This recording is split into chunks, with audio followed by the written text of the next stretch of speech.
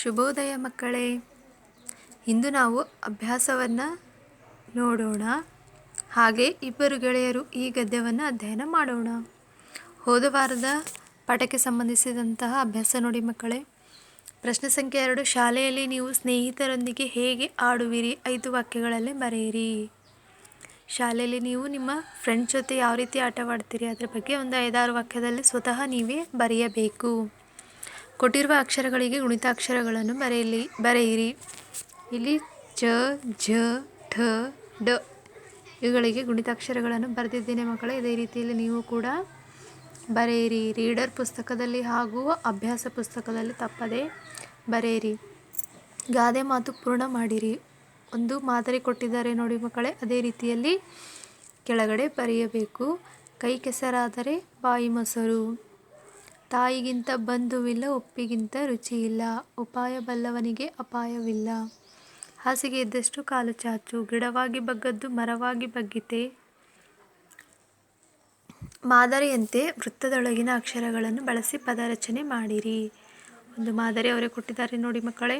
ಮೋಹ, ಮೋಟು, ಮೋಚು, ಮೋಸ, ಮೋಹಿನಿ, ಮೋಡ, ಮೋದಕ, ಮೋರೆ. ಮಾದರಿ ಸ್ವಗತ, ಸ್ವಚ್ಛ, ಸ್ವಜನ, ಸ್ವತಃ, ಸ್ವತ್ತು, ಸ್ವನ, ಸ್ವಪ್ನ, ಸ್ವಯಂ. ಮಾದರಿ ಹಕ್ಕಿ, ಹಕ್ಕು, ಹಗೆ, ಹಗ್ಗ, ಹಚ್ಚು, ಹಠ, ಹಡೆ, ಹಣ. ಈ ರೀತಿಯಲ್ಲಿ ತಪ್ಪದೆ ನಿಮ್ಮ ರೀಡರ್ ಪುಸ್ತಕದಲ್ಲಿ ಹಾಗೂ ಅಭ್ಯಾಸ ಪುಸ್ತಕದಲ್ಲಿ ಬರೆದು ಅಭ್ಯಾಸ ಮಾಡಿರಿ ಮಕ್ಕಳೇ. ಅದೇ ರೀತಿ ಇಲ್ಲಿ ಪದಗಳನ್ನು ನಕಲು ಅಂದರೆ ಕಾಪಿ ಮಾಡಿ ಉಚ್ಚರಿಸಿರಿ. ಕಾಪಿ ಮಾಡಿ ಅಂದರೆ ಬರೆಯಬೇಕು, ಹಾಗೂ ಅದೇ ರೀತಿಯಲ್ಲಿ ಉಚ್ಚಾರವನ್ನು ಮಾಡಬೇಕು. ಫಲಹಾರ, ಬಂಡಿ, ಜಾಡು, ಬಂದೂಕು, ಬಚ್ಚಲು ಮನೆ, ಬಿಡುಗಡೆ, ಬಾಯಿ ಬೀಗ, ಬಾಯಾರಿಕೆ, ಬಿಡುಗಡೆ, ಬೀದಿ ನಾಯಿ, ಬಿಸಿ ತುಪ್ಪ, ಬಿಸಿ ನೀರು, ಬೀಜಗಣಿತ, ಬೀದಿ ದೀಪ, ಬುದ್ಧಿವಂತ, ಬುಧವಾರ, ಬೆಂಗಳೂರು, ಬೆಲೆಬಾಳು, ಬೇಸಿಗೆ ಕಾಲ, ಬೆಳ್ಳುಳ್ಳಿ, ಬೆಂಡೆಕಾಯಿ,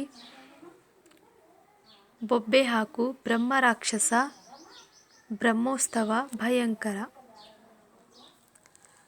ಅದೇ ರೀತಿಯಲ್ಲಿ ಮಕ್ಕಳೇ ಖಾಲಿ ಬಿಟ್ಟ ಜಾಗದಲ್ಲಿ ಸರಿಯಾದ ಒತ್ತಕ್ಷರ ತುಂಬಿರಿ. ಜೋರಾಗಿ ಉಚ್ಚರಿಸಿ ಮತ್ತೊಮ್ಮೆ ಬರೆಯಿರಿ. ಇಲ್ಲಿ ಕೆಳಗಡೆ ಖಾಲಿ ಬಿಟ್ಟಂಥ ಜಾಗದಲ್ಲಿ ಒತ್ತಕ್ಷರವನ್ನು ಬರೆದು ಅದೇ ರೀತಿ ಆ ಒಂದು ಪದವನ್ನು ಜೋರಾಗಿ ಉಚ್ಚಾರಣೆ ಮಾಡಬೇಕು. ನೋಡಿ ಮಕ್ಕಳೇ, ನಾನು ಬರೆದಿದ್ದೇನೆ. ಅದೇ ರೀತಿಯಲ್ಲಿ ನಿಮ್ಮ ರೀಡರ್ ಪುಸ್ತಕದಲ್ಲಿ ಬರೆದುಕೊಳ್ಳಿ ಹಾಗೂ ಅಭ್ಯಾಸ ಪುಸ್ತಕದಲ್ಲಿ ಬರೆಯಿರಿ. ಎಮ್ಮೆ, ಹದ್ದು, ಪ್ರಾಣಿ, ಅಲ್ಲ, ಬೆಲ್ಲ, ಕಬ್ಬಿಣ, ಅಕ್ಷರ, ಮೇಲಕ್ಕೆ, ಪುಸ್ತಕ, ಉತ್ಸಾಹ,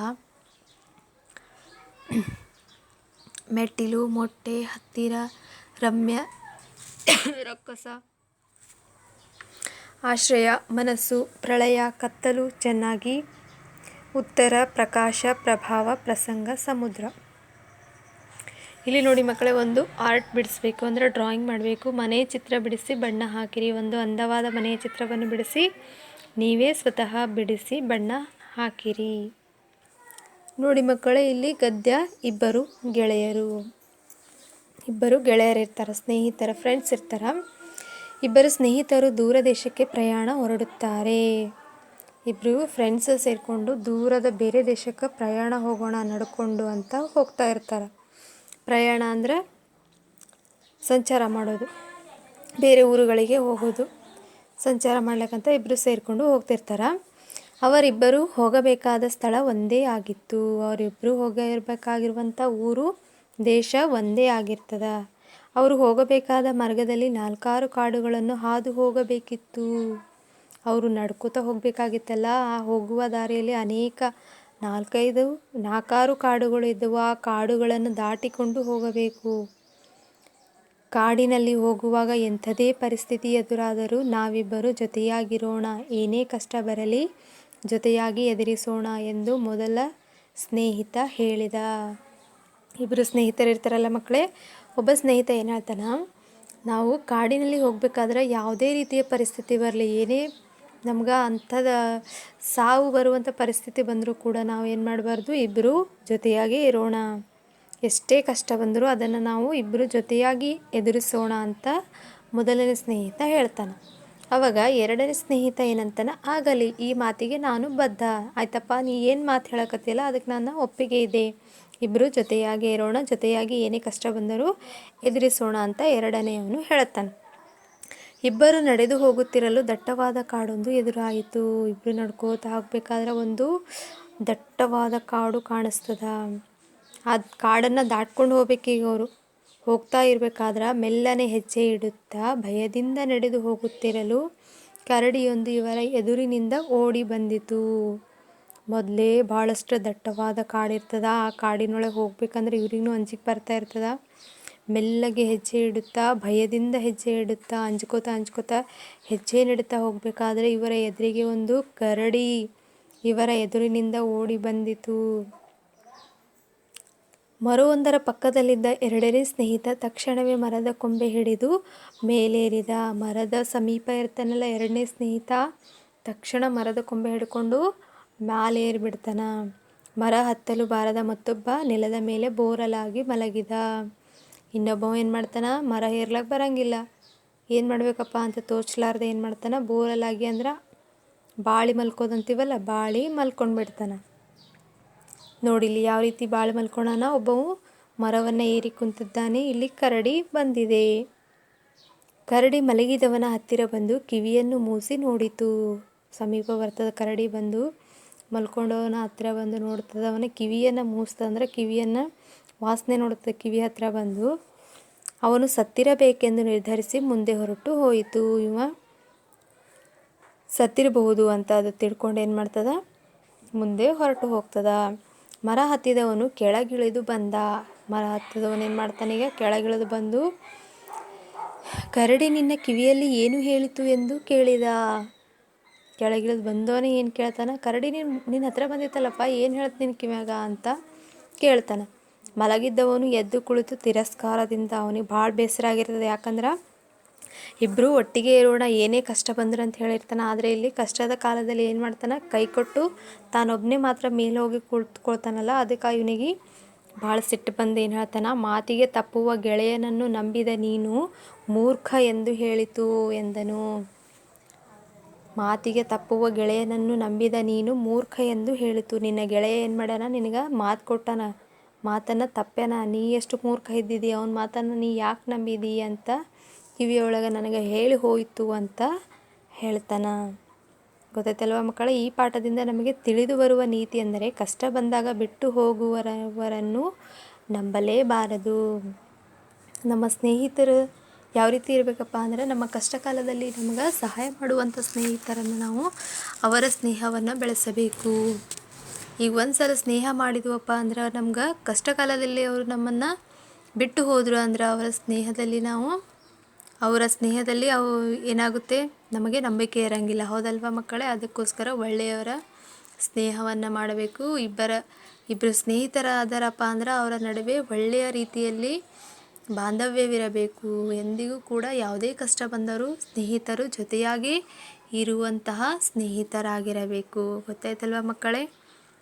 ಈ ಪಾಠದಿಂದ ನಮಗೆ ತಿಳಿದು ಬರುವ ನೀತಿ ಎಂದರೆ ಕಷ್ಟ ಬಂದಾಗ ಬಿಟ್ಟು ಹೋಗುವವರನ್ನು ನಂಬಲೇಬಾರದು. ಯಾರೇ ಆಗಿರಲಿ, ಸ್ನೇಹಿತರೇ ಆಗಿರಲಿ, ಬೇರೆ ಯಾರೇ ಆಗಿರಲಿ, ಕಷ್ಟದ ಕಾಲದಲ್ಲಿ ನಮ್ಮನ್ನು ಬಿಟ್ಟು ಹೋಗುತ್ತಾರೆ ಅಂದರೆ ಅವರನ್ನು ನಾವು ಎಂದಿಗೂ ನಂಬಬಾರದು. ನೋಡಿ ಮಕ್ಕಳೇ, ಇಲ್ಲಿ ಅಭ್ಯಾಸ ಪಾಠಕ್ಕೆ ಸಂಬಂಧಿಸಿದಂತಹ ಪದಗಳ ಅರ್ಥ ತಿಳಿಯಿರಿ. ಪ್ರಯಾಣ ಅಂದರೆ ಸಂಚಾರ, ಮಾರ್ಗ ಅಂದರೆ ದಾರಿ, ತಿರಸ್ಕಾರ ಅಂದರೆ ಕಡೆಗಣಿಸುವುದು, ಮೂರ್ಖ ಅಂದರೆ ದಡ್ಡ. ಕೆಳಗಿನ ಪ್ರಶ್ನೆಗಳಿಗೆ ಒಂದು ವಾಕ್ಯದಲ್ಲಿ ಉತ್ತರಿಸಿ. ಪ್ರಶ್ನೆ ಸಂಖ್ಯೆ 1, ಇಬ್ಬರು ಸ್ನೇಹಿತರು ಎಲ್ಲಿಗೆ ಪ್ರಯಾಣ ಹೊರಡುತ್ತಾರೆ?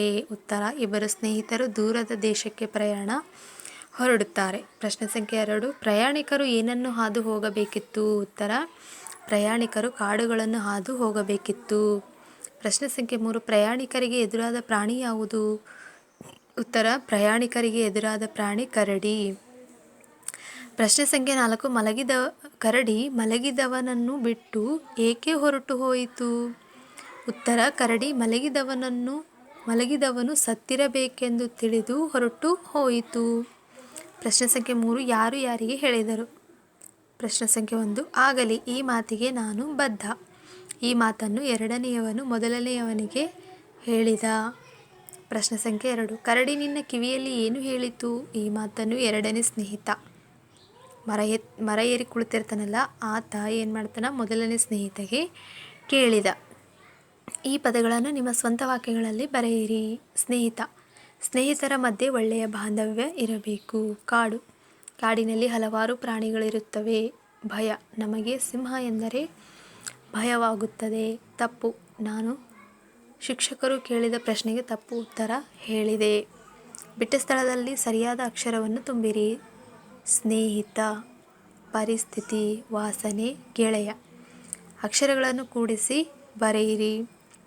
ಕಾಲಿ, ಕಾಣು, ಕಾದ, ಕಾರು, ಕಾಡಿ, ಖಾತೆ. ಇದು ಕಷ್ಟ ಆಗಬೇಕಿತ್ತು, ಆದರೂ ಅಲ್ಲಿ ಯಾವ ರೀತಿ ಕೊಟ್ಟಿದ್ದಾರೆ ಅದೇ ರೀತಿ ಬರೆಯಬೇಕಾಗುತ್ತದೆ. ಕಾಷ್ಟ, ಕಣ್ಣು. ಚಟುವಟಿಕೆ ನೋಡಿ ಮಕ್ಕಳೇ, ಈ ಕಾಡು ಪ್ರಾಣಿಗಳನ್ನು ಹೆಸರಿಸಿ. ಮೊದಲನೇ ಪ್ರಾಣಿ ಯಾವುದಂತ ನಿಮ್ಗೆ ಗೊತ್ತಾಗ್ಲತ್ತದ, ಹೌದಲ್ವಾ? ಇದು ಹುಲಿ. ಎರಡನೇ ಪ್ರಾಣಿ ಯಾವುದಪ್ಪ ಅಂದರೆ ಇದು ಜಿರಾಫೆ. ಮೂರನೇ ಪ್ರಾಣಿ ಇದು ಯಾವುದಪ್ಪ? ಸಿಂಹ. ಕಾಡಿನ ರಾಜ ಅಂತ ಹೇಳ್ತೀವಲ್ಲ, ಇದು ಸಿಂಹ. ಇದು ಕರಡಿ. ಕೆಳಗೆ ಕೊಟ್ಟಿರುವ ಅಕ್ಷರಗಳ ಪುಂಜದಿಂದ ಹೊಸ ಪದಗಳನ್ನು ರಚಿಸಿರಿ ಮಕ್ಕಳೇ. ಇಲ್ಲಿ ನಾನು 3 ಮಾತ್ರ ರಚಿಸಿದ್ದೇನೆ, ಉಳಿದವುಗಳನ್ನು ನೀವು ರಚನೆ ಮಾಡಿರಿ. ಸಮುದ್ರ, ವ್ಯವಹಾರ, ಸಾಮರ್ಥ್ಯ. ಖಾಲಿ ಬಿಟ್ಟ ಜಾಗದಲ್ಲಿ ಸರಿಯಾದ ಒತ್ತಕ್ಷರ ತುಂಬಿರಿ, ಜೋರಾಗಿ ಉಚ್ಚರಿಸಿರಿ. ಒಳಕ್ಕೆ, ಅರಣ್ಯ, ಅದ್ಭುತ, ದ್ರೌಪದಿ, ಪರೀಕ್ಷೆ. ಪ್ರದೇಶ, ಪ್ರಮುಖ, ಪ್ರಮಾಣ, ಪ್ರಧಾನ, ಅಲ್ಲಮ. ಆಶ್ಚರ್ಯ, ಹೆಬ್ಬಾವು, ಮನ್ಮಥ, ಮನುಷ್ಯ, ಕಬ್ಬಿಣ. ಹತ್ತಿರ, ಪಟ್ಟಣ, ತಬ್ಬಲಿ, ಅಗತ್ಯ, ಆರೋಗ್ಯ. ಆಸಕ್ತಿ, ಚೆನ್ನಾಗಿ, ಪಶ್ಚಿಮ, ಅಪ್ಪಣೆ, ರಕ್ಷಣೆ.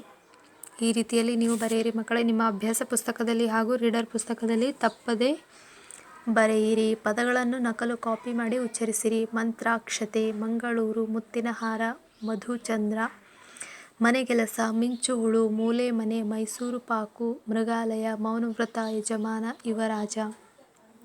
ಯೋಗಾಭ್ಯಾಸ, ಯೋಧ, ರಾಗಿ ಮುದ್ದೆ, ರಿಯಾಯಿತಿ, ರೇಷ್ಮೆ ಸೀರೆ, ರೋಮಾಂಚನ, ಲಂಬೋದರ, ಲಕ್ಷಾಂತರ, ಲಗ್ನಪತ್ರಿಕೆ, ಲಾಗ ಹಾಕು, ಲೆಕ್ಕ ಹಾಕು, ಲೋಲಾಕು. ವಜ್ರಕಾಯ, ವನವಿಹಾರ, ವಸುಂಧರೆ, ವಾಕರಿಕೆ. ವಾಸನೆ ಹಿಡಿ, ವಿಚಾರ ಮಾಡು, ವಿದ್ಯಾಶಾಲೆ, ವಿದ್ಯುಚ್ಛಕ್ತಿ. ಭಾಗವಹಿಸು, ಭಾರತೀಯ, ಭೀಮಕಾಯ, ಭೂತಕಾಲ. ಭೂಮಿ ಪೂಜೆ, ಭೋಜನಕೂಟ, ಮಂಗಳವಾರ, ಮಹಾಮಂತ್ರಿ. ಈ ರೀತಿಯಲ್ಲಿ ನಿಮ್ಮ ರೀಡರ್ ಪುಸ್ತಕದಲ್ಲಿ, ಅಭ್ಯಾಸ ಪುಸ್ತಕದಲ್ಲಿ ಬರೆದು ಅಭ್ಯಾಸ ಮಾಡಿರಿ ಮಕ್ಕಳೇ. ಧನ್ಯವಾದ.